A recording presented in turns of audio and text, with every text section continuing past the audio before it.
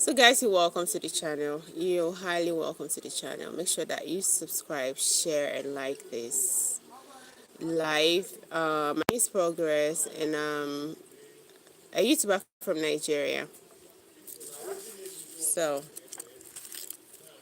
we're going to count the cost of what's happening. The cost. We're going to look at the cost of war in the Middle East today. And please, if you're residing, if you're residents of the Middle East, any of the countries, especially the areas that is being affected by the war, let me know the situation of things. How is everything going on? Let me know what's happening. Hello, how are you doing? Hi, Kenrick Born. Kenrick, how are you? Born. I hope I pronounced that well. Kendra, which parts of the world are you watching from? Can I know? Which parts of the world are you watching from? Can you let me know?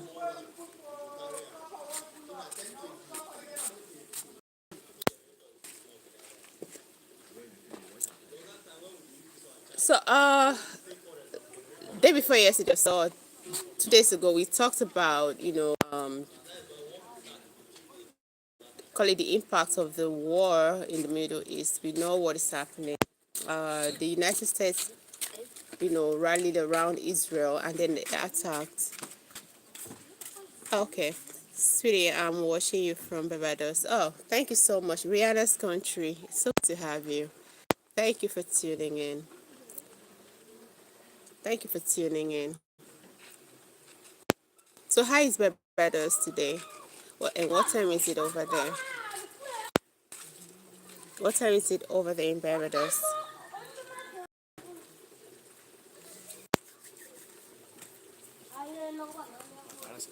Yeah. Let's see. Everybody. Okay.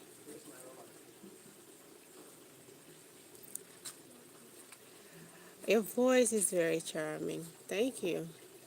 Thank you. You really want to blow my head up. Thank you for that. Thank you. Thank you for the compliment. All right. So yeah, 2 days ago, I brought to you the ongoing war. That was the time. The ongoing war in the Middle East, the consequences or the impact of it. The war started as. Over there. Eh. Mayem. Idaro. Okay. Adenge. Come on, if I talk. Mbune kama. Okay.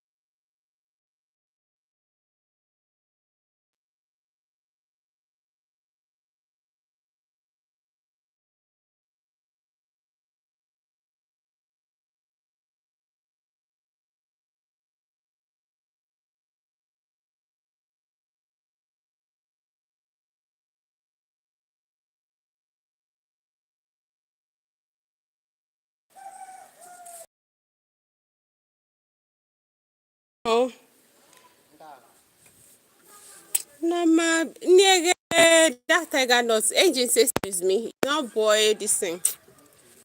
Ah, because they can't get cocky. I was like, put me grinding machine inside it. Hey, I know I'm the one hand.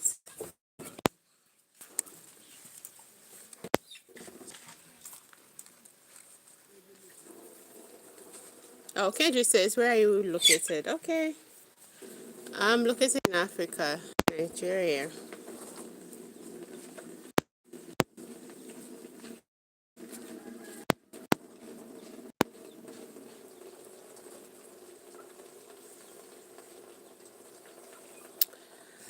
Welcome, guys. Welcome. If you're just tuning in, this is Pro Storyline.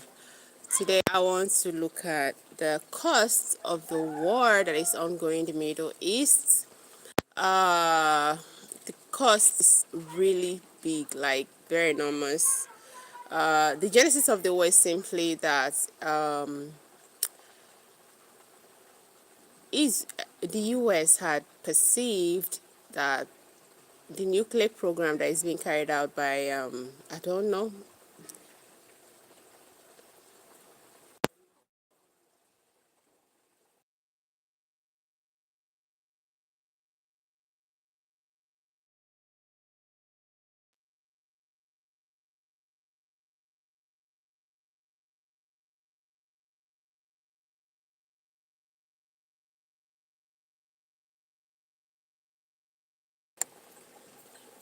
So what happened was that call it the background to the war that is going on in the Middle East is simply that Israel and the US allied together and then attacked Iran because they perceived that Iran was undergoing or having this nuclear program that was going on, and perceived it as a threat to not just the region but to the entire world.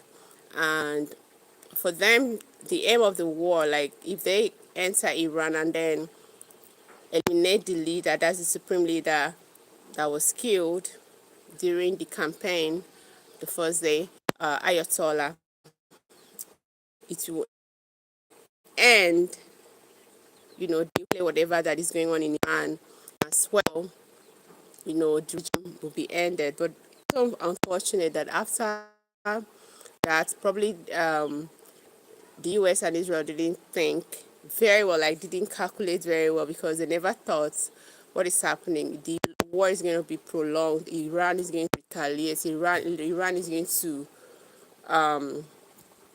fight back. I guess so. They never thought it's going to. They just probably they thought, oh, once they eliminate the head, the supreme leader of Iran, everything is going to go, everything to succumb. But that's not the case. Over the couple of days that just passed, we've seen what is happening. So many. It's like technology bomb, guys. The war is not just a war. It's just like a war of show me what you've got technologically as a weapon. Everybody's just flexing their muscles. They are wasting money. Billions of dollars are being spent so far between the warring parts. And the thing is that what started as just a war between call it three countries. U.S. allied with Israel, like supported Israel against Iran. What started between the three of them, or the three countries, is now extended to countries in the Middle East simply because the United had some military bases in the Middle East, a country in the Middle East. So as a result, in retaliation after the killing of Ayatollah, the supreme leader of Iran, in retaliation, Iran went ahead to like strike almost all the military bases in proxy states in the Middle East, all the military bases of the United States in proxy states or proxy country in the Middle East. So the war that started between three countries, two friends against one enemy, is now engulfing the whole of the, call it, Gulf region. It's just unfortunate. It's just unfortunate.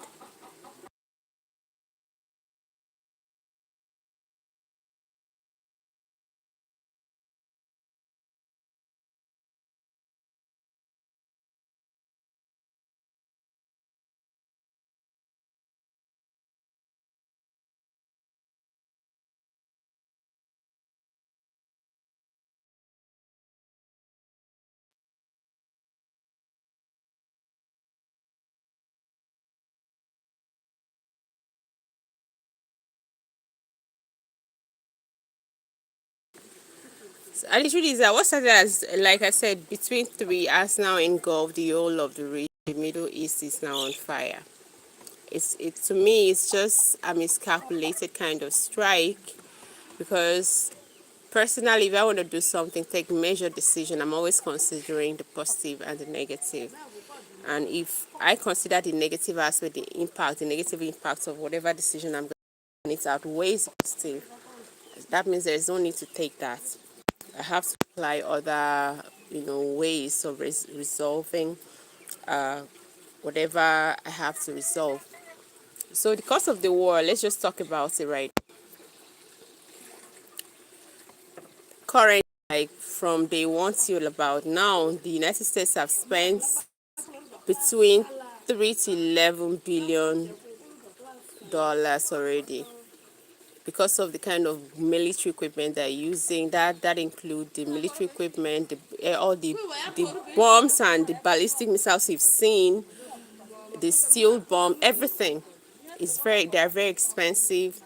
So US have spent between 3 and 11 billion already in this war. This war is not up to 7 days yet, and that kind of amount is being spent.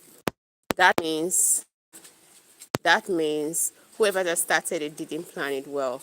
And for the act of Israel spent not less than 725 million, okay, $1 million every single day, in this war. $725 million every single day, nothing less than that, probably more, because of the kind of weapon, the sophistication of the kind of weapons they're using. We've seen, I call it the war of technology, the kind of we've never seen before. It's like a horror movie.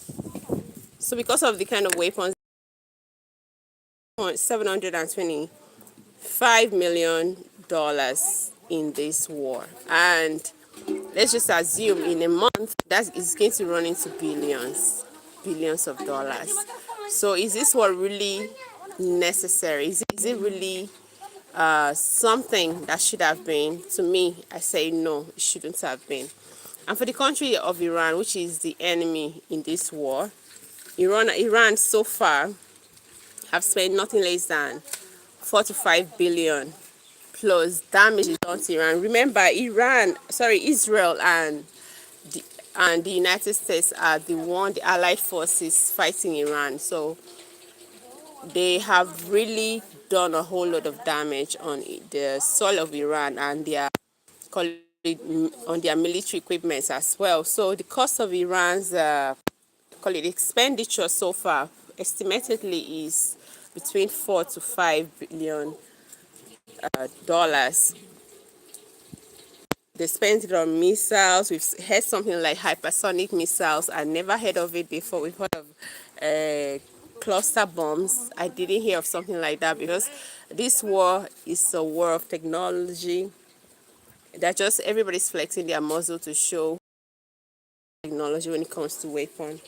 And it's unfortunate that this kind of money could have been channeled into, solving problems in every country, the countries that are involved. They should have used it to solve problems, the citizens' problems. Some of like in the US, there is housing issues, there is so much homeless people on the streets, drug addicts. Why couldn't the government channel that into the money spent on all these wars, channeling into building houses for the citizens, and as well probably do a rehabilitation programs for the those that are abusing substances. So the cost of this was pretty much. Let's look at other costs. Global economy. This was really affected the global economy as at present. You know, with the closure of the Straits of Hormuz by the Iranian, call it side fighting. They called the other day. That was like maybe 3 days ago. They said they don't want any vessel to pass through the Straits of Hormuz. I think it's only China and probably Russian vessels they are allowing as at this time.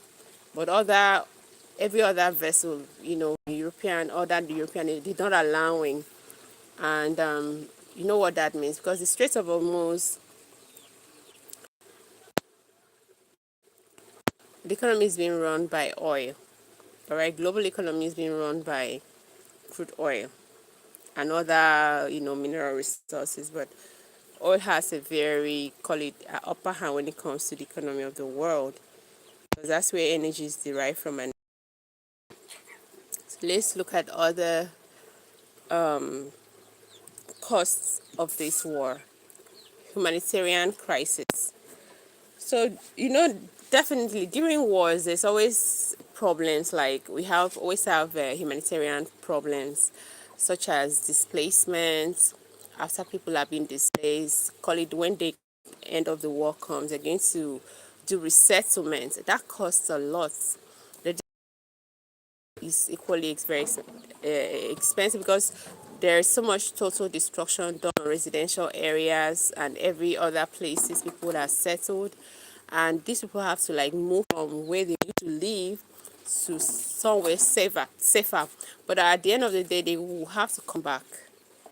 That costs a lot of money. There's going to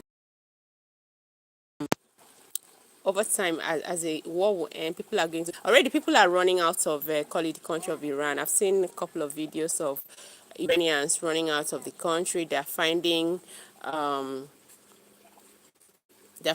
other places, like looking neighboring countries. Somebody run, crying his eyes out. A lot of people leaving their country. So there's bound to be a refugee crisis because of this war, and that's one of the costs of this war. There's going to be issue of hunger. Remember, during war, people that used to work are not going to work again, and over time, their means of livelihood. I don't know if there are no government programs to salvage the situation, the hunger situation. There's bound to be hunger, or if aid doesn't come, there's going to be hunger. To the call it like Iran. I really pity Iran. If help doesn't come, there's bound to be hunger and starvation. That's one of the causes, or call it the costs of this war on people. I saw some people were like, oh, Iranians are rejoicing because they are free from the regime. Yes, I say yes, they have every right to rejoice. They have every single right to rejoice. They have the right to rejoice over time. And then whoever that stifled you is not anymore. You'll be happy. But on the long run, or in the long run, I don't think Iranians are happy that, there's an invasion in their country and there's a total destruction on their country. They only rejoice that the regime was it's not every all of them that are rejoicing. Some rejoice that the regime is off. But the question is it truly off? Because usually what I'm saying or what I'm hearing is that the son of Ayatollah is going to be the next supreme leader. Telling me that truly you've eliminated the aim of the war, which was to put an end to that regime, is actually achieved? I don't think so. I don't think so. One thing about you know people there, like leadership of Iran, the one that was removed, is that it was like, call it Iran practiced what they call theocracy. Like, they introduced faith-like kind of distinct rulings into the country's ruling. And as a matter of fact, if you're a Muslim, a typical Muslim is ready to die for his faith. So if you eliminate the father as the successor and becomes the supreme leader of Iran, what do you think is going to become of Iran? What do you think needs to happen? Do you think if really, truly eliminated the regime? I don't think so. I don't think so. This war shouldn't have been. I'll say that again. So there's bound to be economic hardship, all right, which is one of the causes of this war. There's bound to be economic hardship. As a matter of fact, once the Straits, I'm straight from Nigeria, to pass, remember, like I said, the Strait of Hormuz is a passage, call it a water passage, where 20% of global oil is being, passed through to other parts of the world from the Middle East. So the shutting down of that place have caused, rise in fuel prices. Like where I'm from in Nigeria, immediately that war started, immediately the announcement of the closure of the Straits of Hormuz, fuel prices in Nigeria skyrocketed, I think by 100 naira or so. I don't know how much it sell, but it's climbed up. And we know in this country that if fuel prices goes up, it's always affecting the prices of, call it the cost of living. It will cut across the agricultural sector. Like everything you want to buy, it's always on the high side. Hey, Canary, Canary, where have you been? I found you today. Yes. Good morning. Long time. Where have you been? And how have you been?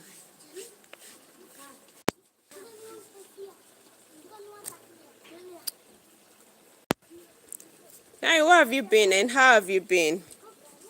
It's been a long time.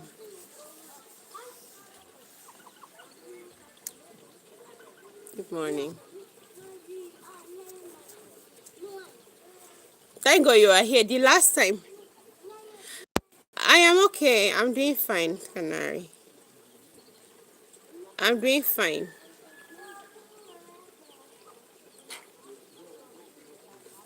I hope you are safe. Oh, your country is looking for trouble all over the place. I hope you are safe.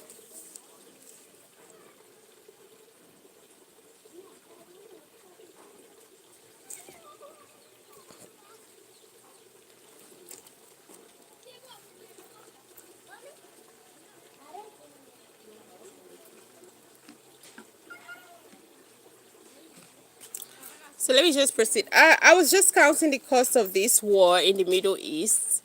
The last time I talked about the implications of the war. So today I just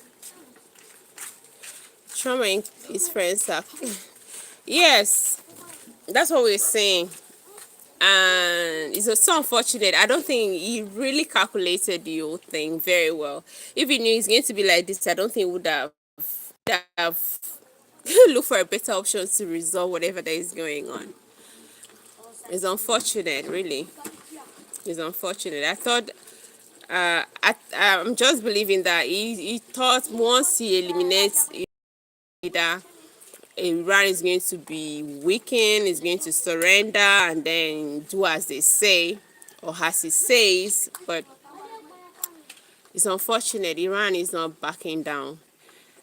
This conflict is unnecessary, says Canary. Absolutely. To me, it wasn't necessary. It's not necessary. It's not. It shouldn't have started. It shouldn't have.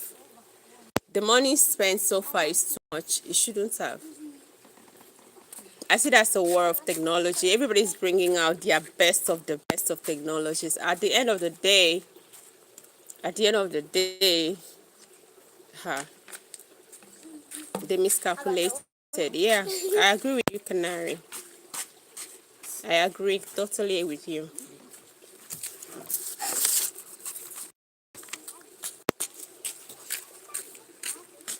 I call this war technology. Call it. They have made the country more united.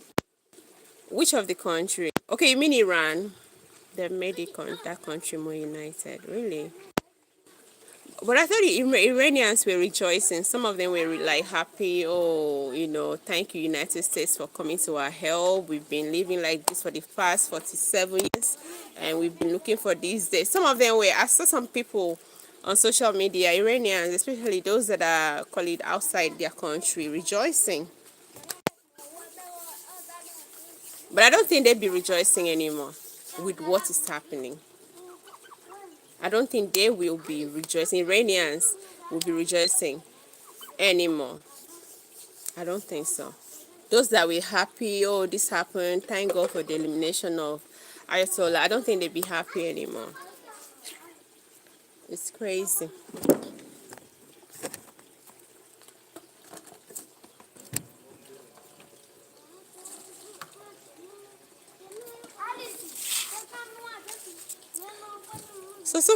I talked about the economic hardship. There's bound to be economic hardship as one of the costs of these war, because there's no how there is war crisis in a place. People are, business may crumble, source of livelihood is going to be taken, and if there is no intervention or aid coming, definitely that's it. People are going to suffer. There's going to be hunger. There's going to be hardship. There's going to be starvation, and there'll be increase in crime. Because if you don't have what to do, the saying goes that a hungry person is an angry man. So definitely, if there is no food on the table, if there are no jobs for you to do to sustain your home or your family, definitely, if you don't have a good heart, you venture into crime. So that's one of the costs of this war. It shouldn't start. The closure of the Strait of Hormuz, even in Nigeria, currently the prices of call it petroleum products have increased and going to affect or has affected, call it, that has affected the prices of goods in the market, food items and the rest, agricultural products and every other thing, transportation, everything is going to increase. So it's just fortunate. Maybong, hi Maybong, you're welcome to the channel. You're welcome, Maybong from South Africa, I guess.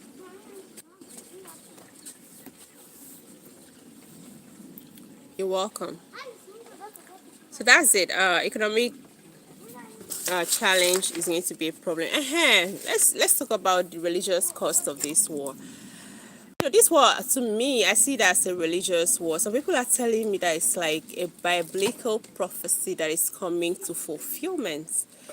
And I've heard of one general in the United States Army, like instructing the servicemen that, oh, it's about, is it Armageddon? I don't even know what that is. Prophecy, and they must win, they must fight a religious. So this war is like a religious war. The Muslim, Christian, and the Zionists fighting.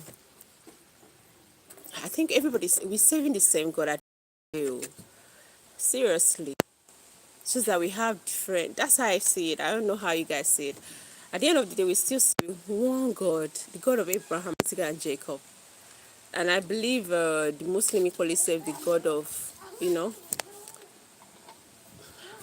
So religiously, this was costing, the Muslim to see the Christians or the Zionists differently, seeing them as enemies, and we, Christians and the Zionists seeing the Muslim as enemies.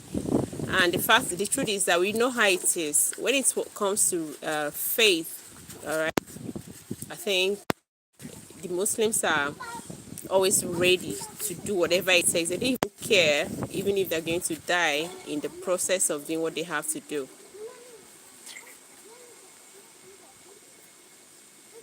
Canary says there may be a religious component based on human prejudice. Exactly. Yeah. Yeah. Yeah. That that God had anointed. I don't know. I saw it on social media. I don't know. I wouldn't use the word alleged, but the soldier, one of the military guys in the US said that is going on this mission says that God had anointed. The general told them God had anointed Donald Trump to bring, I don't know, to like maybe cause the destruction of Iran or something. It's unfortunate.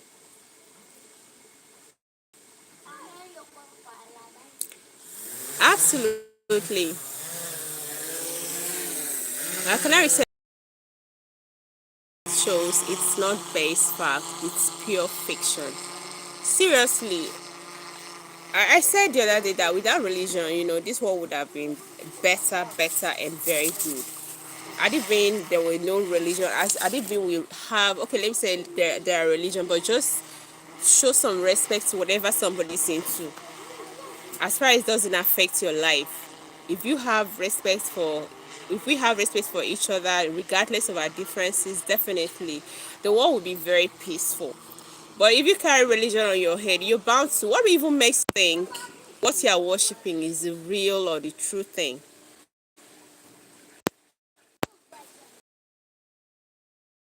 Religion is the best, or should be the best, or is the way to maybe heaven or something. What makes you think so?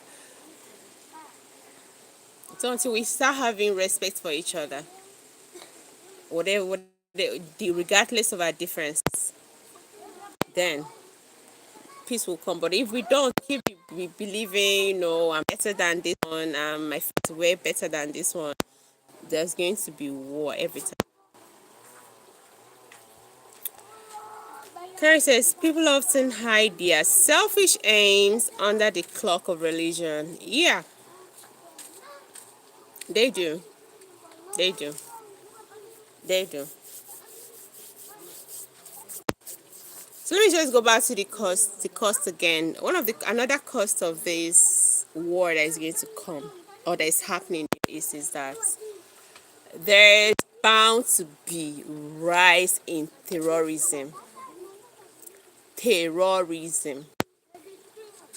There is bound to be rise in terrorism. People are going to, how it is now. You can't kill a leader. Remember, Ayatollah wasn't just the leader of Iran. He was actually also, he was also a religious leader. Is it Shia Muslim? A religious leader in Iran.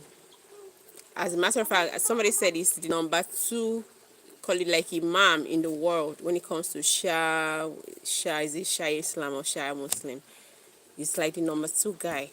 And then you think is going to happen with the way these people used to think, with the way they carry religion on their heads? What do you think is going to happen? They're ready to die because they believe that if they die in the course of trying to, call it the course of jihad, is it Shiite or okay, Shiite Muslims, if they die in the process of of fighting a jihad, definitely they're going to heaven. So what makes you think by killing their leader you're going to overthrow the regime? What makes you think by killing their leader you're putting an end to their nuclear program? What makes you think by killing their leader the world is going to become more peaceful? This war was so miscalculated, really. I don't know what Donald Trump was thinking. I don't know what he was thinking. It was so miscalculated, and it shouldn't have been. I will say it again. It shouldn't have been. There are better ways of doing things. What should be the last thing on the list of conflict resolution options? What should be the last thing? It's not okay. It's not okay. So currently, like I said earlier, US have spent nothing less than between 3 to 11 billion already in the war. Israel 725 million every day. Iran already have run into loss of about $4 to $5 billion already. It's crazy. This money should have. I don't know why people are then start producing weapons to kill who? Where your people are. It's a complete waste of money. Say it again, Canary. It's a complete waste of money. It's a like complete waste of money. Hi God, it's a complete waste of money. Because even the aim is not achieved. That's the thing. The aim of whatever they were going for is not achieved. And it's going to lead to more chaos, more destruction. Iran is not backing out, and I'm not even seeing them as if they're going to back out. David Jones, say hi. Hi to you, David Jones. You're welcome to the channel. Please let me know what you think about this war, and as well, let me know where you're watching from. The war in the Middle East. Let me know where you're watching from. If you're from, call it the Middle Eastern area, just tell me, the situation of things currently in the area. I'd like to know what's happening. So the first day I streamed about, talked about these very wars. Somebody called in from UAE. That's I think she said she was in Dubai throughout the night. She couldn't sleep. Bombs were just dropping, so many noises and all.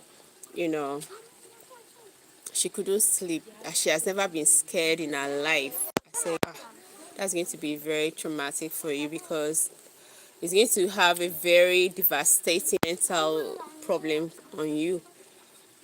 It's crazy. David Jones says he's watching Florida. So, David, what happens in Iran, United States, and Israel? What's your take? Do you think it's something that is worth fighting?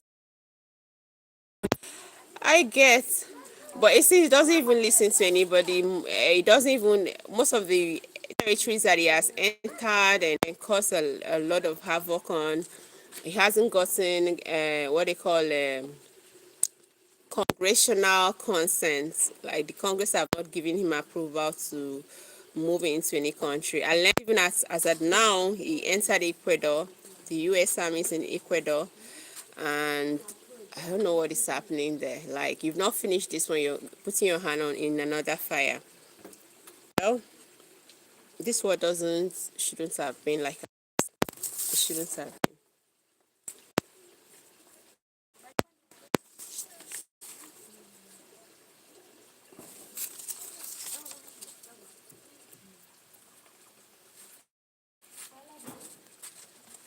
Thing I will say is a cost. One of the costs brought the whole call it the Eastern Gulf states or Gulf area is now engulfed with violence, with chaos, and a whole lot. What started between three is now bringing so many. And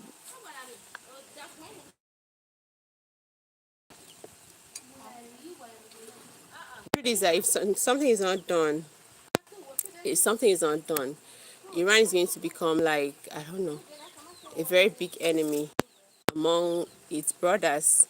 Already it has become because of the strikes, call it retaliatory attacks he gave to countries, neighboring countries housed U.S. military bases. Iran have been like an enemy to them. I don't think the intention was to strike those countries, but just to eliminate the presence of the United States. They've struck the U.S. embassy and a whole lot their assets in the Middle East. And if you want to ask me, I don't think they intentionally want to, but they just like housing my enemy, and then they're striking their neighbors. So what started between three is now like a war for everybody. Everybody's going to perceive Iran as an enemy, and this shouldn't have been. This shouldn't have. This shouldn't have been.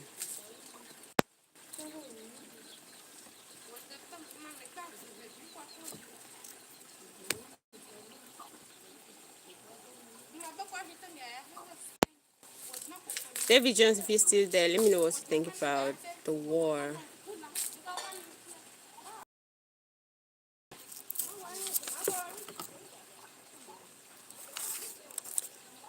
So somebody asked me a question. Do you think this war is going to become like a third world war? Some people are like, oh, third world war is coming, third world war is coming. I think the answer is no. I don't think it's going to become a global war. That's third world war. Because most of the other major powers are like criticizing the United States. Why would you do this? You know how the cost of this. And the truth is that a country like Russia wouldn't want to, get involved because they already have so much on their plates. They have Ukraine to fight, which they're still fighting, and they know the cost of war. They have an idea of what it means to go to war. So coming again to maybe probably side Iran by backing them up in this battle means additional cost, and I don't think Russia would want to get themselves involved. Someone asked about China. I don't think China would equally.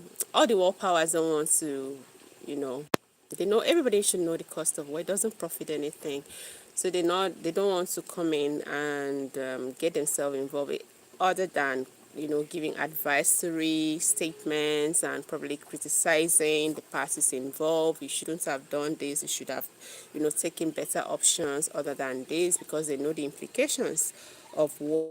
I see this war becoming or developing into a third world war.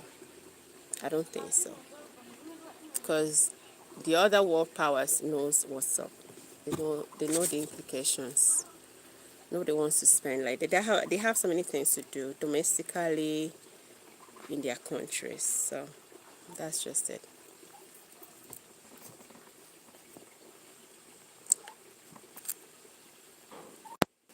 Russia is in a bit, okay, is in a bit preoccupied with Ukraine. Yeah, exactly. So getting involved in these, definitely they should be backing. Russia should be backing Iran or Iran. They should be backing. If they should get themselves involved in the war, they should be backing Iran, definitely. But unfortunately, Russia already has Ukraine to battle with. So cost of fighting with Ukraine is on the high side, and then coming for you to fight the US and Israel again is another. It will be too much on them. So the monetary cost is too much, so they wouldn't want to get themselves involved. CJ6651 said, what country are you in? CJ, I'm from Nigeria. What's up? Where are you from?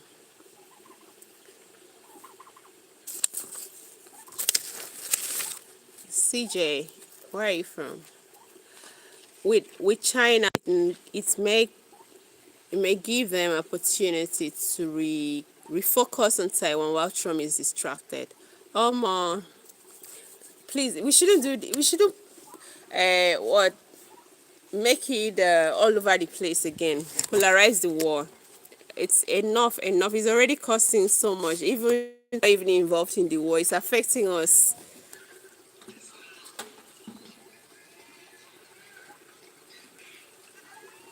CJ says, and China is happy USA is busy with Iran, make it easier for them to take Taiwan.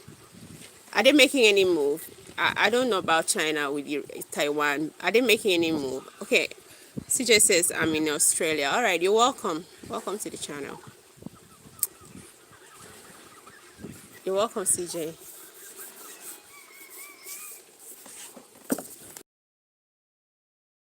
They know the cost of this war. Like, they know the cost of getting themselves involved in war. So when you have so many things on your plate domestically, you know.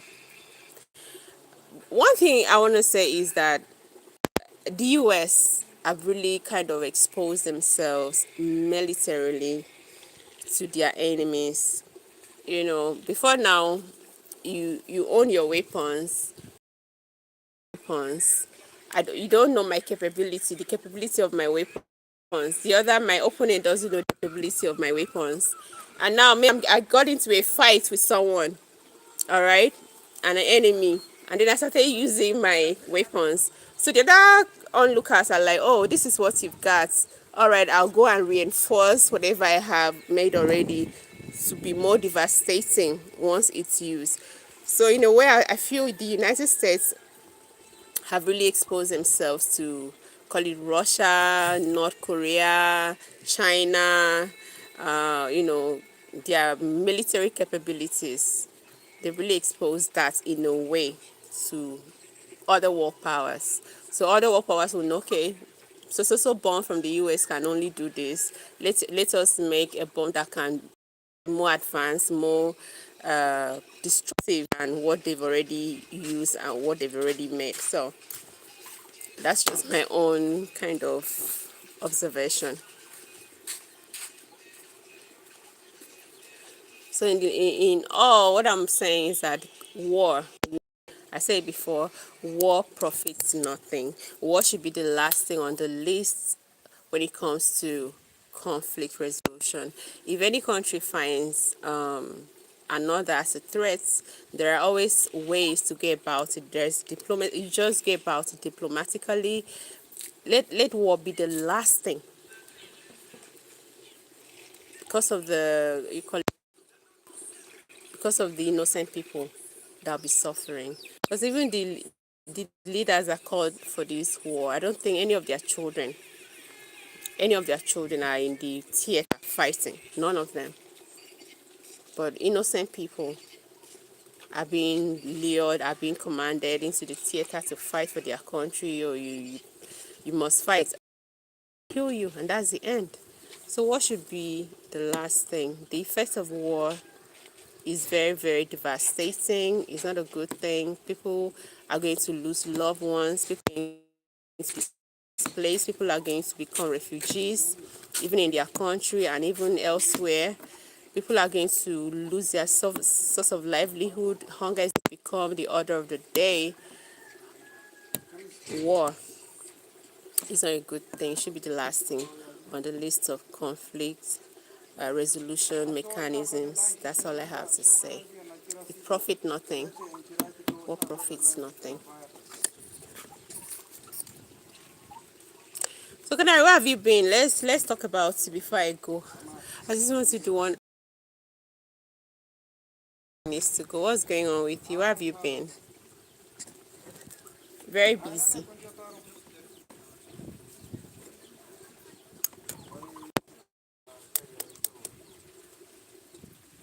Canary, you still there? Or you're gone?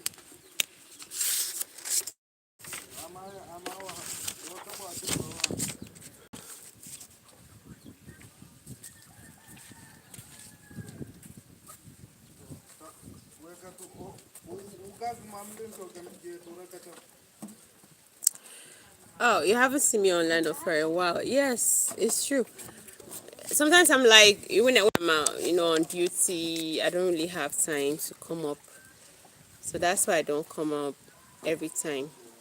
But I'm going to try my best because my watch eye is kind of reducing. I have to be like um, streaming so I can get what I need.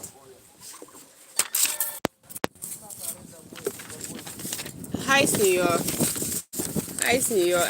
You guys should do, for my American people, my American fans, please make sure you don't find yourself in cluster area. I heard of one black guy, I think, is it in Georgia? A black guy walked into a crowd and then opened fire. Somebody from, call it from Senegal, that is based in America. The weather is bay. I don't understand. I don't understand. It's no longer, what is it called, winter.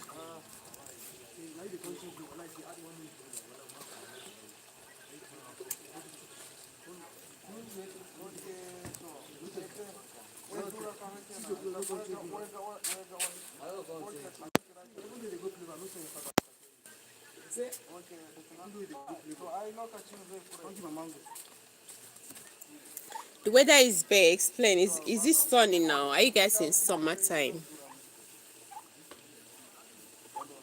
Or it's still winter season? There's still snow on the ground, but this week has been good. Okay, it's not that cold like before. That's fine.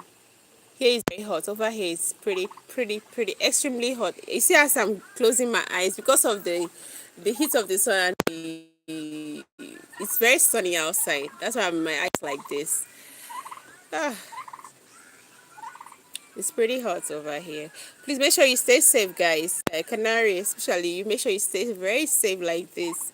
Avoid crowded areas. Unless some people, you know how it is now. I pray, my prayers, late 9 and 11 don't not repeat itself in America.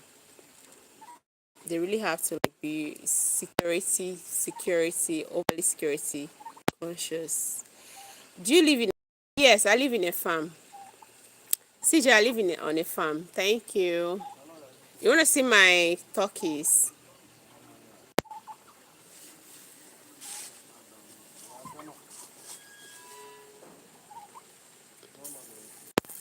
I'm a farmer.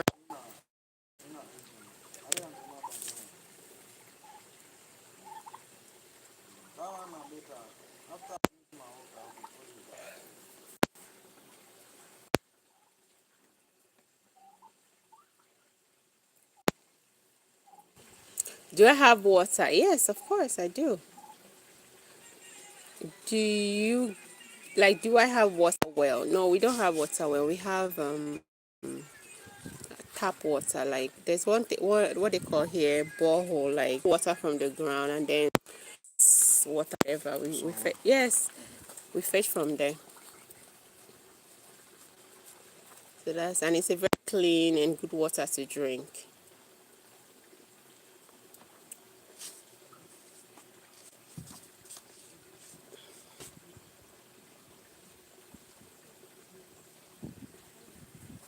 What other question, CJ? I would have showed you. I don't have the cattle. The cattle are, to take it around. I should have shown you. So many of them. 30 cattle. They're already in the bush, like the walk around. I would have showed you. And they're being controlled by kids, children as young as five, between 5 and 10. The Fulani boys.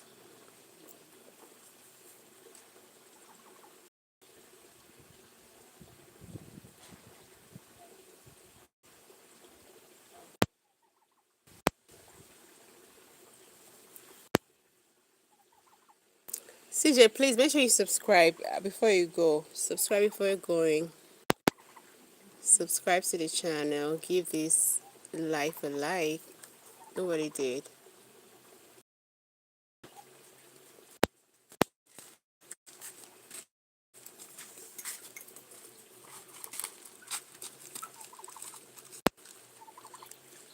Yeah, yeah. Canary, yes. The cattle are out, yeah, they're grazing outside. Maybe one of these days I'll have a picture of it. They've always been many, like more than 40 sometimes. Like together, they like room very, and they're being controlled by young boys. The other day I went through the road as child. Those ones were controlling sheep, like head of sheep. That boy shouldn't be more than 3 years so 3 years or less. I was baffled, like I was like, this Jesus. When I was this age, I didn't know nothing. They're on the street under this heat of the sun. Come, come on, Sanye.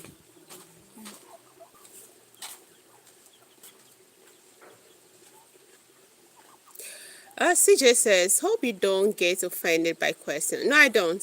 I don't. But just be a little bit respectful, whatever you want to say or whatever question you want to ask. Hope you don't get offended by question. But do you think it's safe or dangerous for foreigners to travel to Nigeria? When you hear about, let me just say a little thing. When you hear about, oh, Nigeria is this, there's insecurity in Nigeria, it's not everywhere, okay? It's not everywhere. It's very safe to travel to Nigeria, but you don't have to be in places that will endanger you, okay? If you have to be in places that, that are not that, call it prone to insecurity, you have to go with that. You can, I don't know, you can sort it out with probably with the military. They give you security to follow you, and you may not really pay so much. Every day you want to go out, but it's very safe to come to Nigeria. Very safe, very very safe. If you come to a place like Lagos, it's very safe. If you come to a place like my state is the most peaceful place in Nigeria. I can tell you that with my whole chest. So my state is the most peaceful place in Nigeria and it's very beautiful. All right. So Nigeria is very safe if you want to come. In the US, we call them cowboys or cowhands. Oh, really? I've been hearing of cowboys. They are very young, oh, very pretty young boys. Pretty young, like as young as 7, be controlling 8 cows. Sorry, 10 cows, 20, 30 in the bush all alone.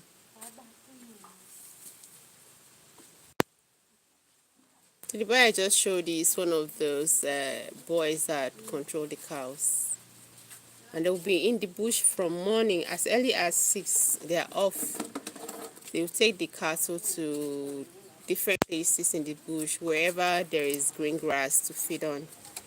And then once it's evening, they will take them to a particular settlement still in the bush, and then probably go home, eat their dinner, and then come back to the bush to stay with the cow.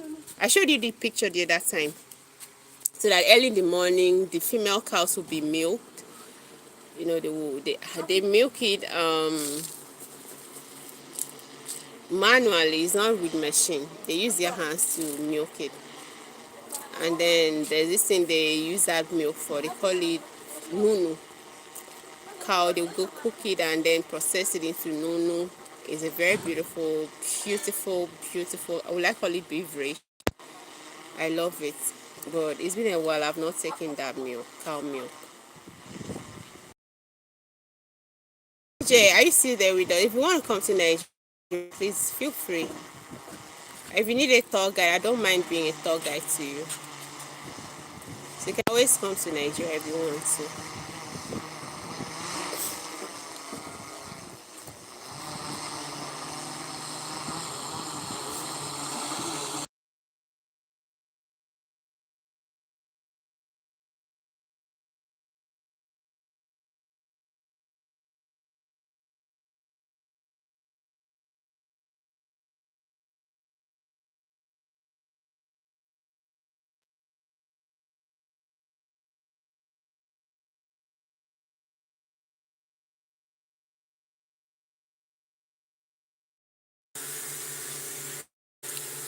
Alright guys, if you're just tuning in, please make sure you subscribe to the channel. This is Pro Storyline.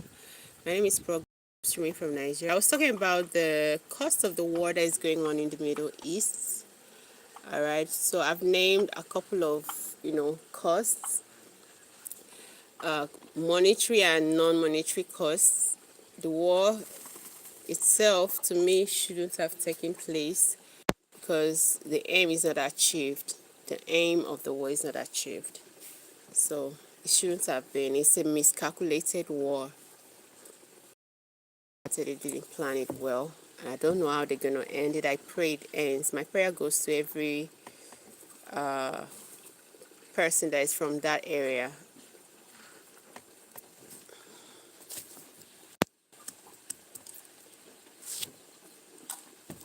Please like and subscribe. Like and subscribe. Let's go.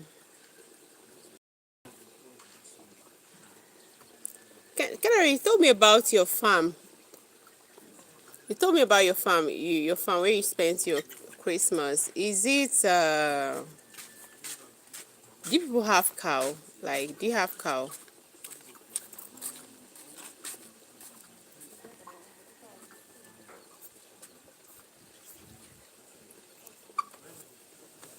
Do you have cow in your farm? On your farm?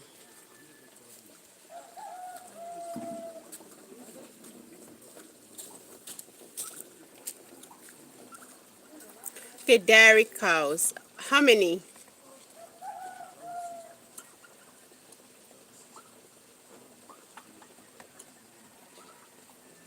Okay, they are for milk. Wow. Yeah, like you see, somebody said time ago, Africans are very.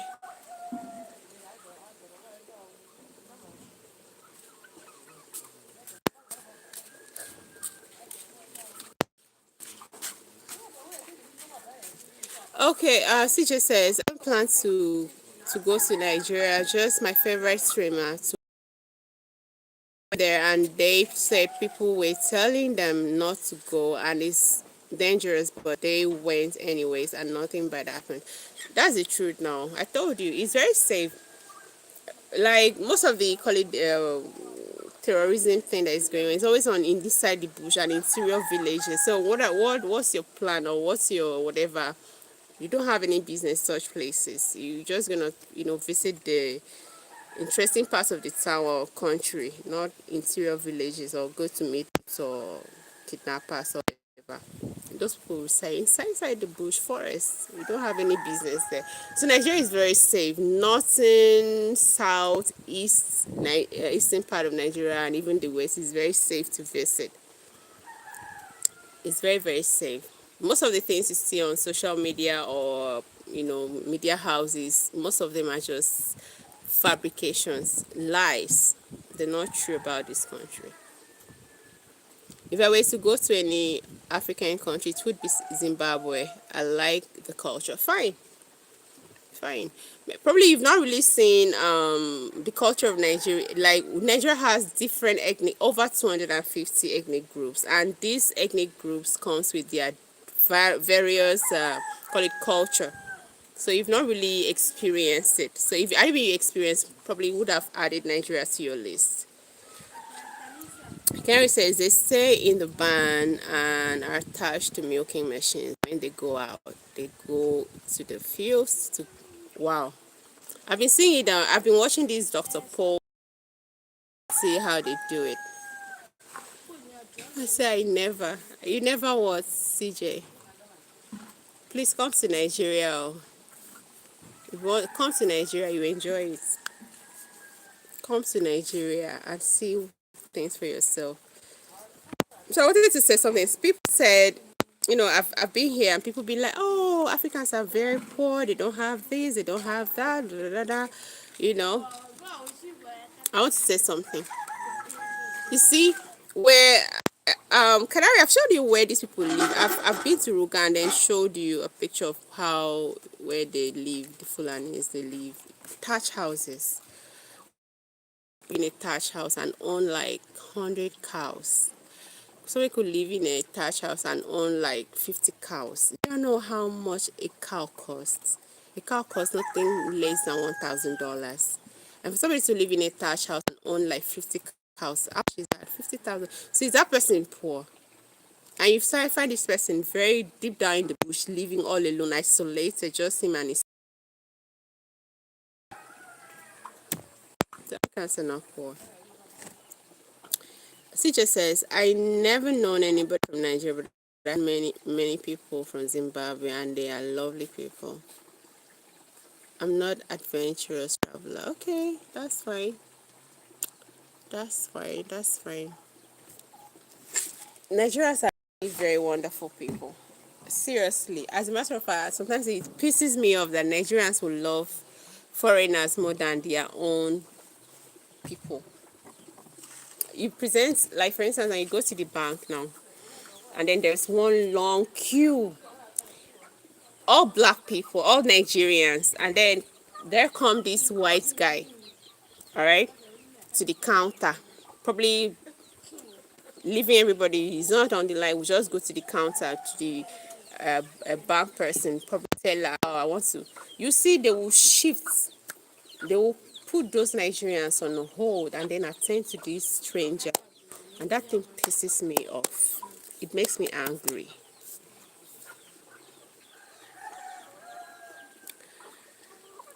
Canary says that's the nature of cowboying, a humble lifestyle. Okay. A humble lifestyle. A humble lifestyle. Okay. But Nigeria, they don't practice that kind of ranch kind of cow rearing.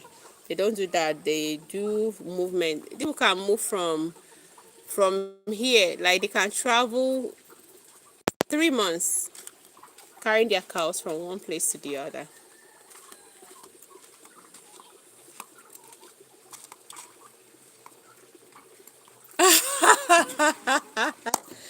Oh God. CJ says only Nigerians I see on TV are these young Nigerian rapper trying to marry old American woman for US green card. Oh my God. So what do you have to say about that, CJ? What do you have to, what's your perception about young Nigerian men getting married to old American women? Okay. Oh, on TV show called 90 Day Fiance. I know that program.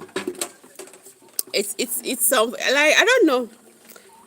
Okay, what's your take on it's actually not a TV show thing. That's one of one of too many. I must tell you, it's one of too many. So many incidents like that is happening in real life. It's not a TV show. In real life in Nigeria, young men getting married to women that are retirees, American retirees. A guy as young as maybe 25, 20, 30, getting married to a woman that is like 60, 55. And the same guy, the funniest part the funniest part is that this same set of men will criticize 90 to 30 years. They will see them, they call them old cargo, they call them, there's this what they call the evening newspaper. It's very funny. And then they be going for this very grannies. It's so funny. But they will leave green card comes through. But they will leave green card comes through. Well, I don't know their aim anyways. I don't know their aims, why they do that. But it's a very common thing now. And it started in the last, call it administration. Nigeria, we love our wolf. We love having things in excess. So when the former government came in, things were really very difficult for both Nigerians. People lost their jobs and all. So these young men now, they didn't know what to do probably. And the only means of survival is to get one old man, talk to one old woman somewhere, and she will come over, they get married, and then the person will take them to their countries. It's an unfortunate incident, really. It's happening every day and night here in the country. I'll call it I see it as a scam because it's not real love. Like it's not a real love thing.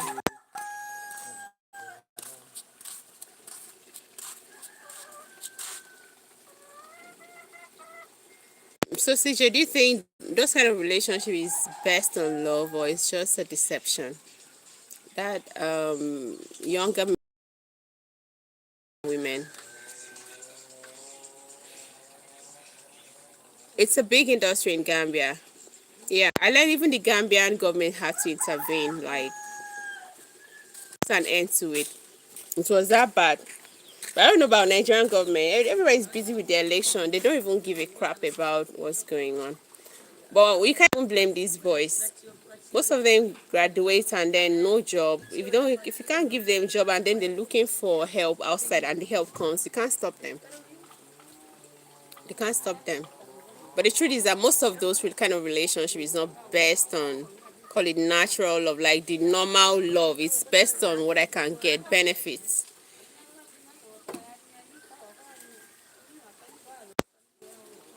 Yeah. Carrie says middle-aged women go there to spend quality time with young guys. That's true. But I think their government intervened. It was getting out of hand. Ah, ha, ha, ha, ha.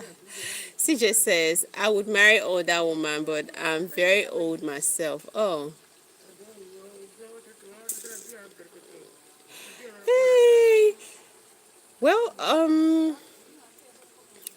I don't really see anything wrong with age gap relationship if it's actually based on true love to me. But if it's based on deception on benefits, it's not okay. Which I feel most of our young boys do. Is based on benefit. If the woman never had anything to offer, they wouldn't. So that's the only disadvantage. If it's based on true love, fine.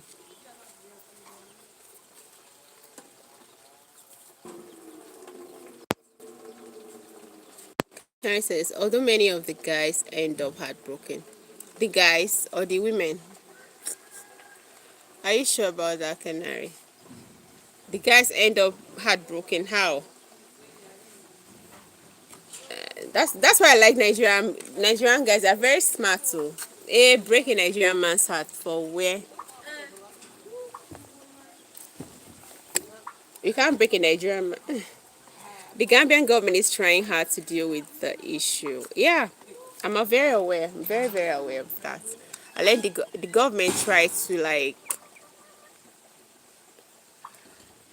is your husband or I'm not married? I'm single. CJ, I'm very, very single.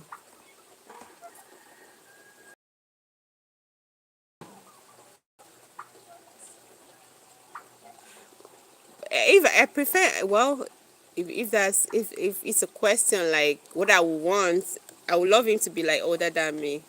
I don't want some, because if I start seeing you like I'll start seeing you like my brother. I can. I may not know when I shout at you or start treating you like a kid. The guys fall in love with these women, not realizing it's just a physical thing. You're right. Canary, you're very right. Do you know, I have this, call it a friend, a professor friend, that I think was my thesis supervisor back then. He told me a story that while he was in Sweden, he said, is it Switzerland or Sweden? That he had an affair with a particular white girl. Oh. One of those days, the girl just woke up and started behaving as if she doesn't even know him from Adam. Started behaving as if they even know each other from Adam. Give David. See, it's very possible these women will just, come and then get the physicality of whatever they can get and then move on. Nothing very serious. No feelings attached. Just do what I want and then take my money. It's crazy. It's a crazy industry, and it's booming in Nigeria by the day. CJ says, "Oh, I thought guy working." No, no, no, no, CJ. It's crazy. There's this Canary. Did you hear of this Russian guy? That was 2 weeks ago. There was a Russian guy that came to, I think, went to Kenya. Oh Jesus Christ! And this guy was HIV positive. That guy went to Kenya. According to allegedly, said the guy slept with 900 women between Ghana and Kenya. He went to Kenya first and then went to Ghana. He had these Google security, I don't know, these eyeglasses that has camera. So everything whatever he does is recording it with that glasses. So his aim was, I don't know whether, according to him, he said it was because he was arrested women. If you see how African women felt my hand, like I was embarrassed. They would say even the one that is married, once an a woman sees a white man, they lose control. Kenyan women, they fell for this guy. This guy took them into their bed, to his bed, and then from there went to Ghana. The same thing. It was terrible, very hard. You didn't see, Gary, you didn't see that stuff. Oh, it was trending. Oh. And the funniest part is that you're recording these people, vulnerable women. I don't really see them vulnerable. It's good for them because I can't see somebody. The guy couldn't even speak English that much. He would just meet you on the road with that his nonsense glasses and be like, "Hi, how are you? I'm from Russia." That's how you used to start. Hey, how are you? Already it's white now. Definitely, it's a black environment. I am from Russia. How are you? I would like to see you tonight. How do you come to me and then talk like that to me and then I'll follow you, I'll collect your number. I will blast the living hell. Are you okay? I will ask you, are you sound like I should see you as what? And the truth is that some people were like, there was this debate going on online. He wouldn't try that with the Nigerian women. He wouldn't have succeeded. So he wouldn't me. To start with, I'm sorry, I'm not a racist, but I don't think so. I wouldn't have. I'll ask him why. Like the manner of approach. There's how you approach a lady, and it's even if you want to do that kind of a thing, like you want to see the lady. There's how you can approach a lady. To me, there's how you can approach a lady. Even if you want to have a one night stand, there's how you can approach a lady in a very respectable way, and it's I don't really. But there's how even when you want to, and then you, hello, I'm from Russia. I want to see you. I want to see you tonight. You live around here. Are you okay? Like, Russia what? I don't care. Like, I wouldn't. It's very funny. It's very funny. Ah, Kenyan women were falling. Kenyan women, place, even married men, mother of three. There's this one that was in the hotel with his family. They say because of this Russian guy, the lady just talked his family into leaving the hotel room because the Russian guy was coming. African women embarrassed me. The shame was too much. The shame was too much. After the idiot finished whatever he did, when he got to Russia, he started uploading all those intimate moments with women online on porn. Had call it intimate whatever affair with. Will upload all those special moments online. That's how they started trending. The thing was very funny and not funny at the same time. Had not because it was like a slap on the government, because I been these women were doing very well, for themselves. No white guy will come and then be talking, Kafa, I want to see you, and then you will go because you have a job and then you are well paid. What really attracted those women could be money or currencies on the high side, with dollars, that kind of a thing. And the unfortunate thing was that this guy doesn't even have he didn't have money to pay. I remember one of the ladies calling out. He only paid for her Uber, and they after smashing her, protected. He didn't even give her nothing. The girl was so angry, and the guy was trying to calm. It was very funny, a very funny thing. So the debate was that that guy wouldn't have succeeded with Nigerian women, and that's true. That's very true. You know why? We Nigerian women like money.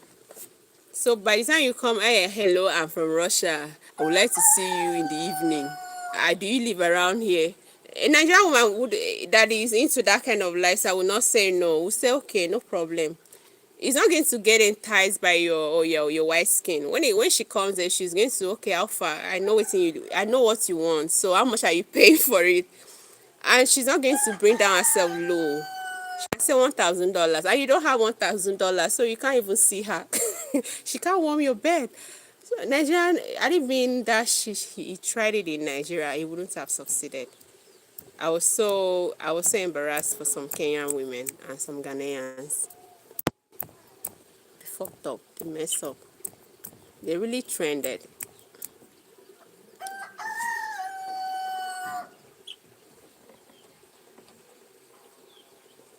So it shows these uh call it power imbalance. That very this thing, that very event shows this power imbalance, and the mentality of some Africans. Want to see somebody that is light skinned, they feel they're better than them. They are, even if they are homeless in their countries, they always believe, oh, because it's a white man is better, Remember. And the same oh Jesus, the same guy that is white, could be calling the same financial status with a black guy in the country that is pursuing these women, and they will say no, but because this one is white with the poverty as a baggage behind, because of his skin color, they will say yes, because they want to leave the continent. It's unfortunate, and it's a wake-up call to African leaders to do better, to empower the youth, to make sure that there are jobs for these people. Because if you have a good paying job, nobody will come and then start trash talking you into doing shit, and you will do them.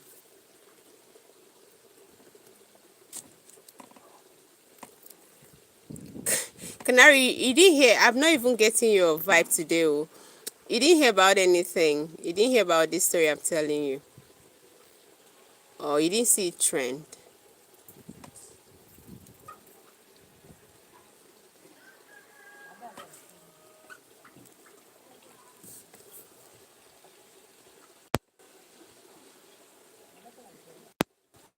Okay, you heard of it. Okay. That was like 2 weeks ago. That was like 2 weeks ago. And then they arrested the guy, and he was even HIV positive. Imagine that kind of nonsense. HIV positive, and then you're sleeping, spreading the disease. At some point, I think Ghanaian government were asking for his extradition. He should be brought into Ghana to face. But the Russian government, war power now. They say no, they don't always do that to their citizens. Their citizens are being protected, and don't worry, they're going to deal with him. So that's how the whole matter died. It's unfortunate. It's unfortunate.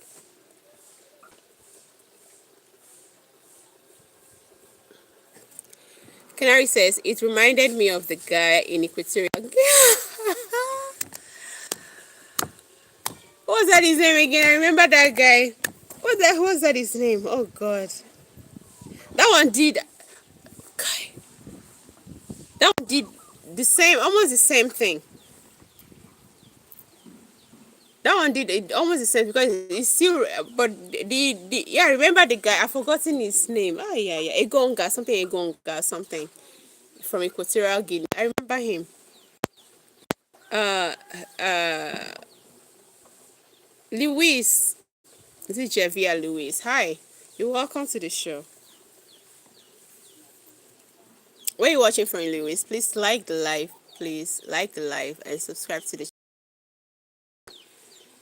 I remember Ekonga. Ekong. That was last year. I remember him very, very well. Jesus. I was recording the very, very unfortunate thing was just African women. I always pray for men that are married. God, please bless them with good women. Because I can't be married and then be doing things that I see some women do. Some things I hear. God forbid. God forbid. Ekonga really dismantled the women in Equatorial Guinea. It was very good. I saw one of his videos. Oh, Louis from Jamaica. What's a Kwan? Kwan from Jamaica. What's going on in Jamaica today? And what time is it over there? Louis, what time is it over there in Jamaica? You're welcome to the show. I hope this war that is going on in the Middle East is not affecting your economy over there, the economy of Jamaica. It's not affecting you in any way.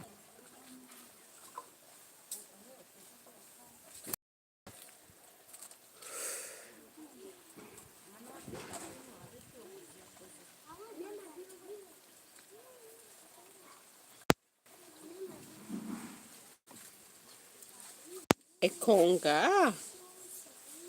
It was removed. That one, I think is in. Whether he's still in jail. He really messed up. And I think the wife was equally like, according to what was said, they were in an open relationship to be married and still be in an open relationship. That's not African. It's never an African thing. God, it's not African.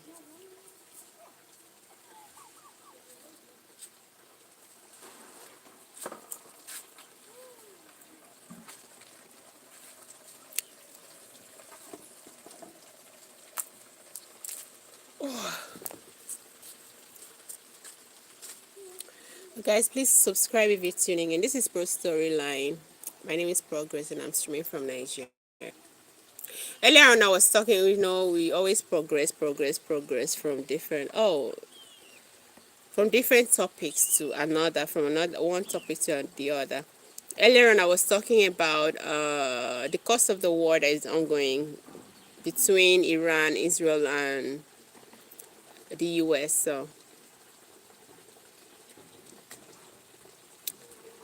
So the cost of the war is what we're looking at today before we are where we are right now, talking about other things. Okay, Louis says it's 7:01. Really? Oh, it's 1:02 over here. That's in the afternoon. So that we like 7 hours or 6 hours. People share almost the same timeline with Americans. That's great to know. CJ said it's same in many countries, not just African countries, same in Asian countries. What's same, CJ? I've said a lot of things. I don't know which one you picked. What's same in Asian countries?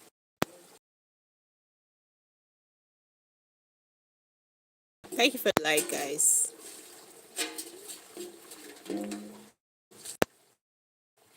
Thank you for the likes. Thank you for the likes. I appreciate you all. Thanks so much. So CJ, what's same? I'm trying to get you. You know, I've said I talk a lot.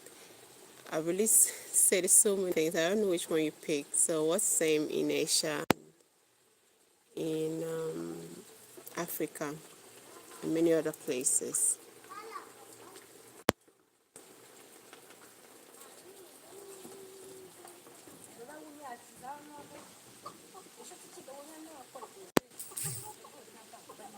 I mean, is it the the white, call it the white supremacy thing? Once they see a white man, other call it Asian, knowing like they are they fall head over heels. Is that what you're saying?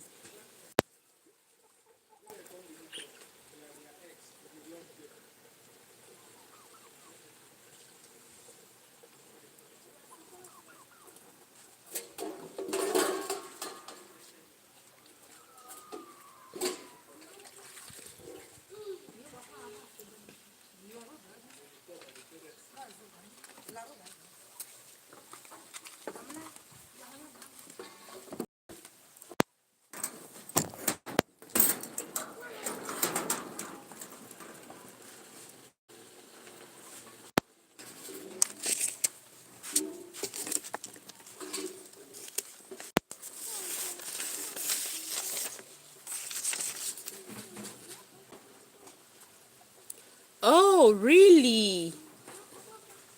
Really? CJ says they openly talk about having fairer babies. Really?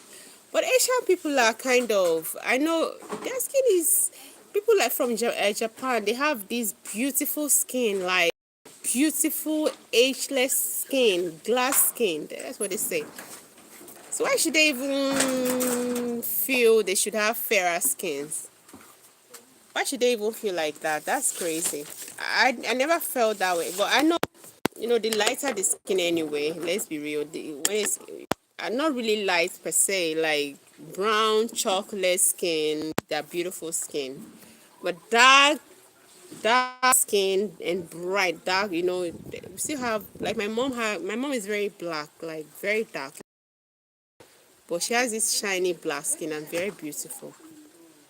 So I don't know why Asians would even think they should have fairer this thing.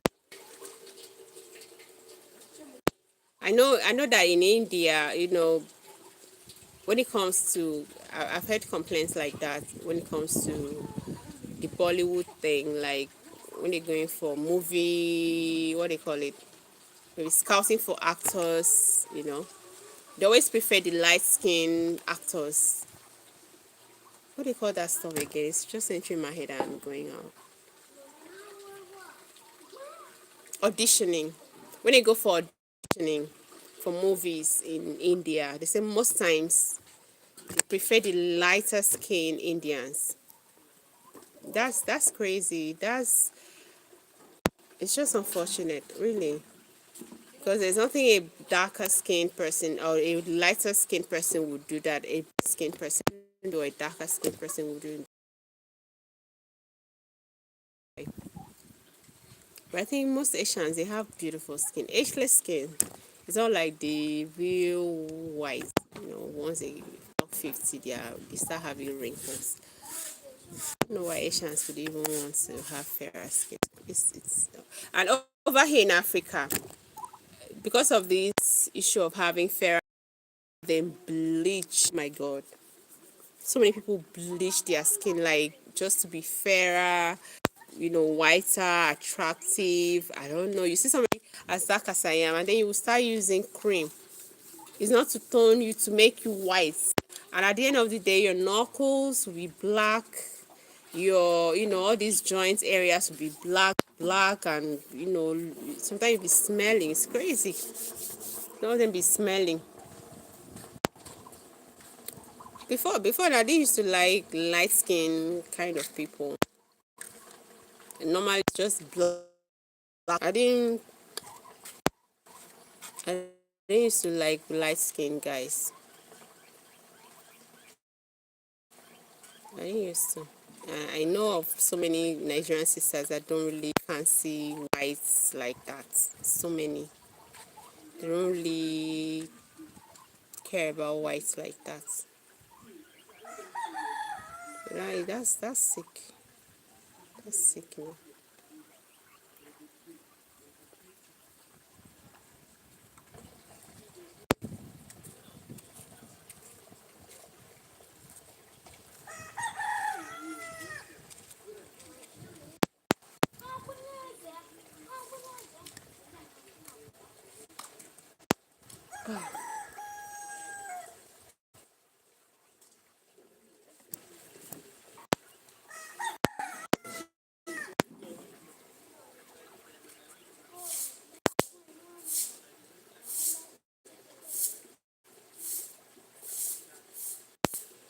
Carrie, you gone?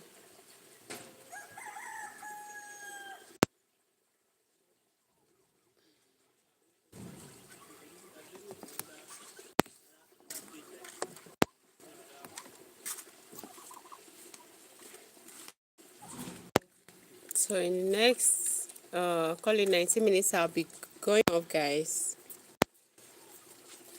Carrie, I may call you after this. I may call you after this live. That's in the next call it 21. I'll just call immediately if I can. Let me see my battery. My battery is running low. Let me call you immediately.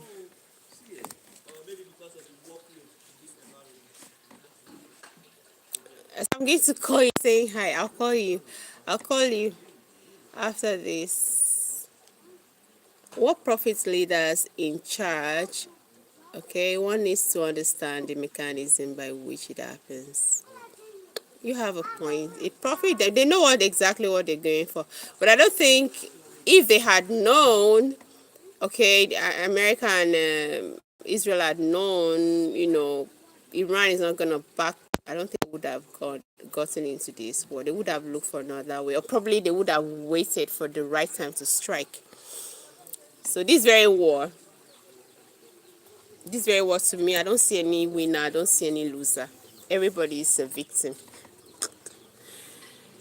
Everybody's a victim. It's not what they thought it would be. It's crazy.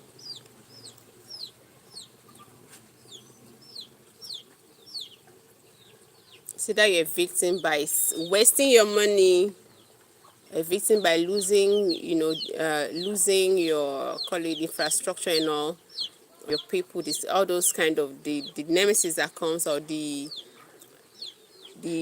effects that comes with war. Everybody's just suffering it. They never thought it would be like this. They thought it's going to be, kill their leader, and then they will back down, surrender, weaken them. They start crying tears. It's unfortunate. And I saw today. I think Iranian foreign minister was like, America is planning to. Okay, there was an interview going on, so they're asking the Iranian minister that America says is going to launch a ground, bring in foot soldiers, like they're going to enter Iran by land. And the foreign minister didn't even do like this. Was like, okay, fine, let them come with full confidence. With full confidence. Come on, they should just chill. Everybody should just let them come. They're ready. So if you think you have the air power, fine, no problem. We're going to fight. You may win the war, but we make sure that we don't back out. You want to come by land, fine, no problem. You think you can fight, let's fight. So at the end of the day, both parties are going to lose this war. There won't be a winner. There won't be a winner.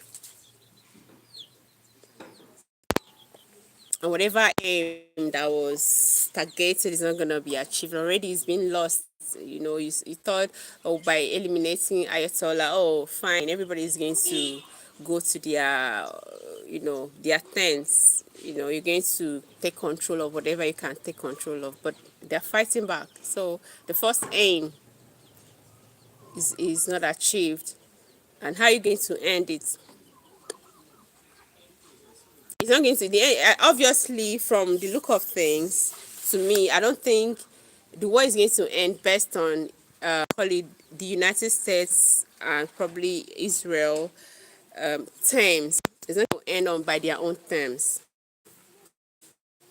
They might cite their own terms. Iran may say, "Oh, it's not going to be like that. It's going to be like this."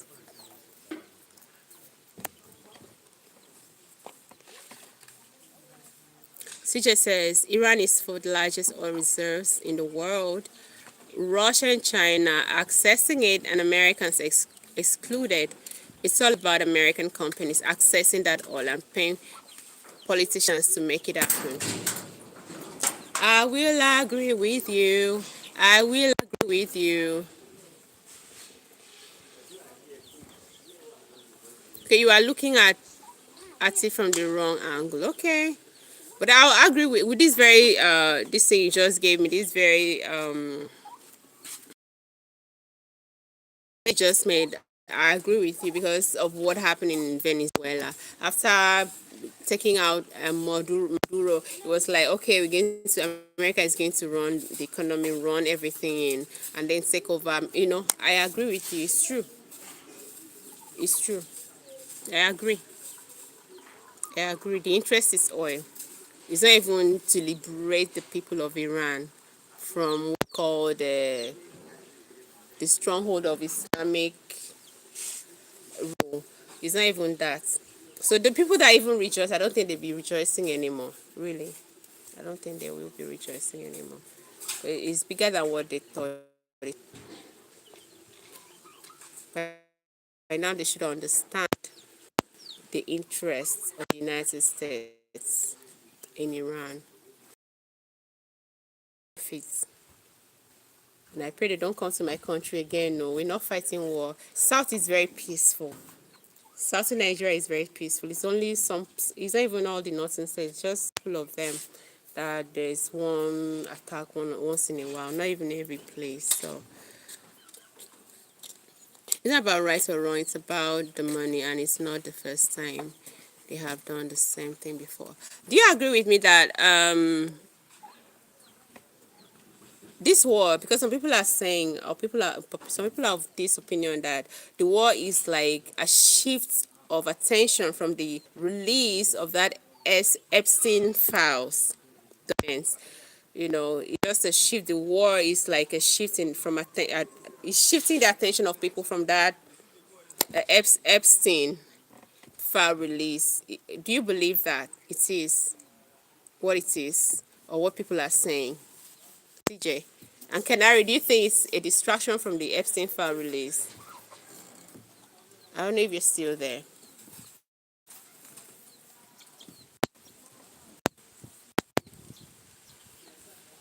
Historically, one leader made oil industry public and took it from the people, and America and UK intervened and took down the government and installed the Shah of Iran so they could access the oil. Hmm? So did they access the oil when after the installation of the Shah?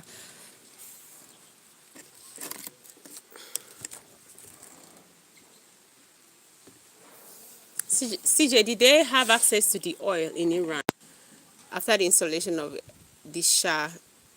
Uh,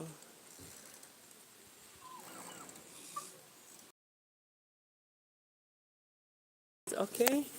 But most people are saying that it's everything is just because of the F, because of the expository, that very stuff brought.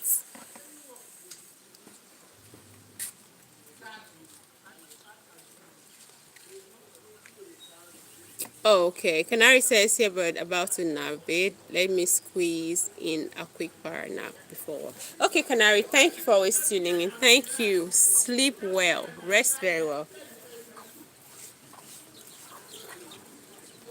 Okay. Would have just stopped any release. How would this? Okay. I don't know how he would have. I don't know if he has power to stop it. I don't know.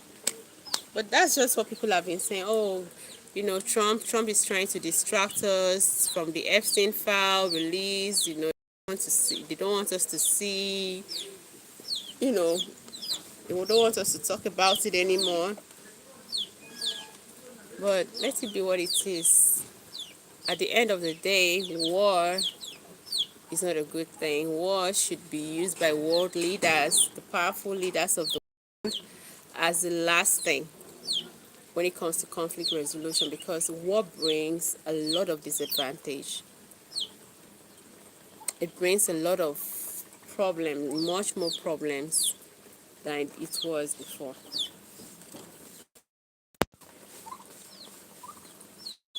Somebody once, I can't remember somebody that said that, made this statement: war is the womb that bears misfortune. Look at, people are going to be displaced, people are dying, they don't even know the total number, like they don't know the number of people that have died already. Yes, it was to protect their oil interests. Absolutely. I agree with you. From what he did in Venezuela, I absolutely agree with you. I absolutely agree with you. Because oil runs the economy of the world. So I agree with you. It's true. But it's not going as they plan, right? CJ, it's not going as they had planned. It's going because it's Iran. Iran, most of them are very religious and they carry their faith on their heads. And they even prefer to die while fighting an enemy of their faith. All right, they prefer to die in that very kind of situation while fighting the enemy of their faith, so that they can make heaven, because that's what they believe in. So I think the whole thing shouldn't have been,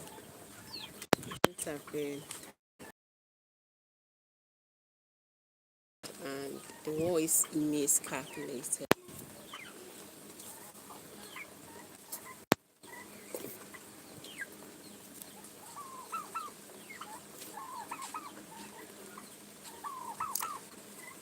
Oh, CJ, please, anytime you hear somebody talk about Nigeria, please, we're not bad people. Nigerians are good people. It's very safe.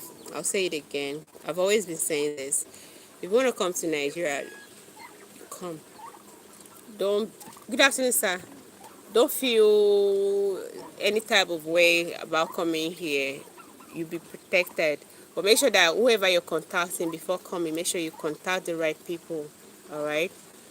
Because Nigerians are not bad people. We love strangers, we love foreigners, but make sure that whoever you contact when you want to come to the country is a good person.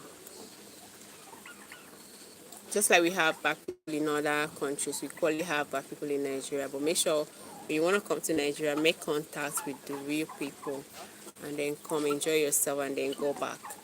It's a beautiful country, very big, north to south, east to west, very big, different cultures, so many things to enjoy, so many things to go with your memory, so many things. And I always advise people, if you want to come to Nigeria, come around December period. That's when you enjoy Nigeria, because we have a lot of festivities going on that time.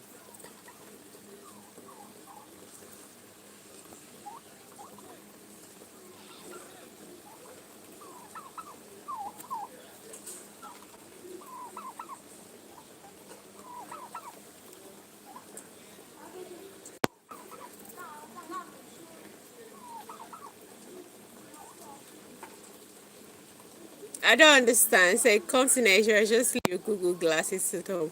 Yeah, of course, of course. You can't even if you use it on Nigerian, you can not succeed. You will not. Nigerians are very smart. We're very. If there's something they call mugu, if someone wants to fall, that's fall for your trick. If the person wants to fall mugu or fall for your trick, not that she just like she likes you in some way somewhere. She likes you. She doesn't want to. She just want to have it. But say you want to play and then she's on her real senses. You want to play her. Mba, you will not succeed. Nigerian girls are very smart. Nigerian people are all, like generally very smart. Very smart. So if you want to come, come. It's a beautiful country.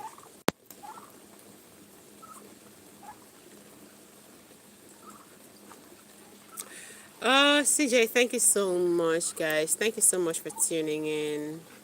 CJ, Canary, and every other person that's tuning. Thank you so much. In the next 5 or 4 minutes, I'll be going off, and I appreciate every of your contributions to the live stream.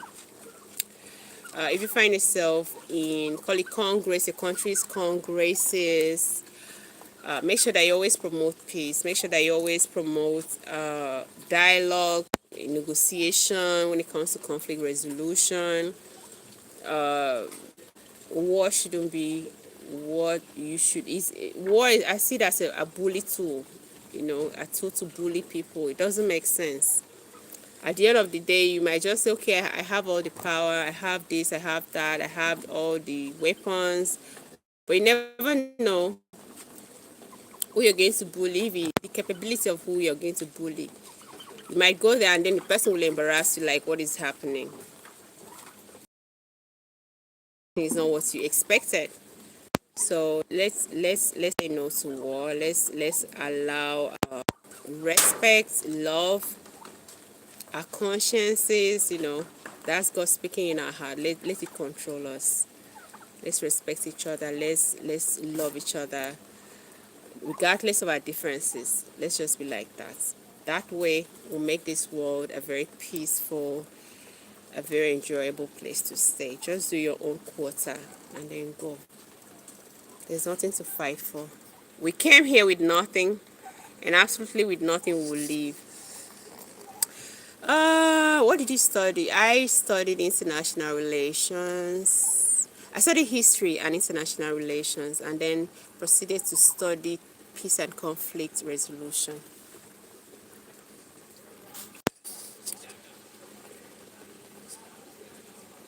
But I've found myself in that field yet to like use my knowledge anyways. But it's good. I'm trying here. So thank you so much, guys. Thank you so very much for tuning in. And if you've not subscribed, make sure you subscribe to my channel, guys, before you go. Make sure you subscribe to my channel. And if you've not liked the live yet, make sure you like it. I need your thumbs up. Please tap your screen and like it. And as well, subscribe if you've not.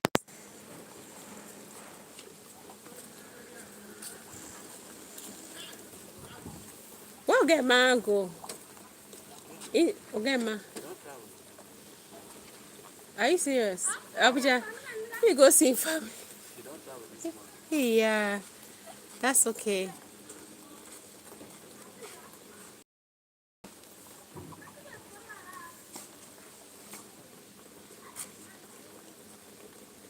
Been a lifelong passion. Oh, oh.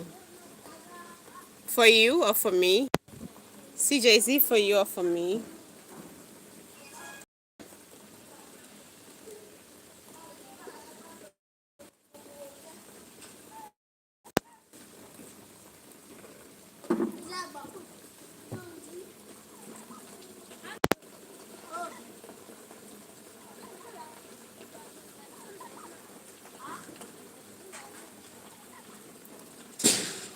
For you, really? You wanted to study international relations.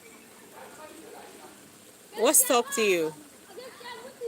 You should. It's a very interesting. At first, The truth is, I at first when I get admission to the into the university to study, I was like, what is? I didn't even know. I didn't have an idea. I was pretty young then. I was a teenager when I got into the university. So I didn't really have an idea of that was what international relations was. But when I got into school, I started studying. Oh, I loved it. But unfortunately, you know, unfortunately in our country, it's very hard for you to get jobs. But thank God for social media. Like graduating from that field is very difficult for you to get jobs. Like so people, especially when you mention history, they're like, oh, why would you go to? Oh, okay. Yeah, good afternoon. Yes. Oh no, I don't study it formally, but it's a very interesting, like, it's a very interesting course to study. It's okay.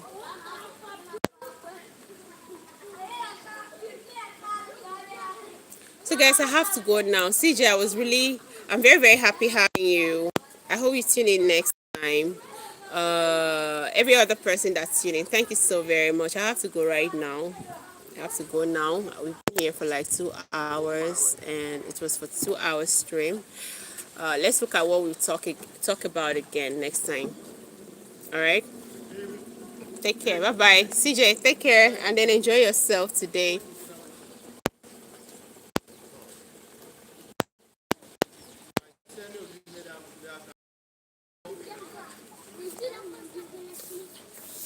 All right. Bye, CJ. Bye bye.